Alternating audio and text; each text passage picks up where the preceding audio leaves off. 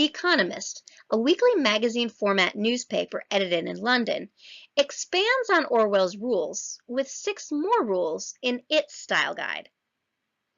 Do not be stuffy. Use the language of everyday speech, not that of spokespeople, lawyers, or politicians. Write the way you talk. Don't be hectoring or arrogant.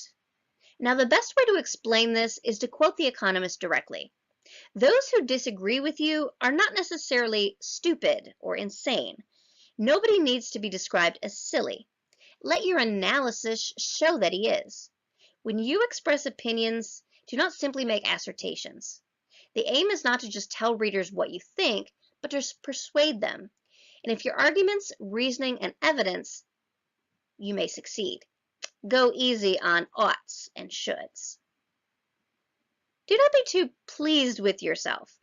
Writing isn't a first date where you have to impress someone by showing how clever you are. Just do a good job, and they'll come back. The Economist also warns, do not be too chatty. Get to the point. Your readers don't have all day, so you don't want to make them wait for information. Don't be too didactic. You aren't writing a textbook. And do your best to be lucid.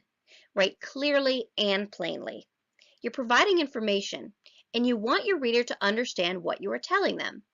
As The Economist says, scrupulous writers will also notice that their copy is edited only lightly and is likely to be used.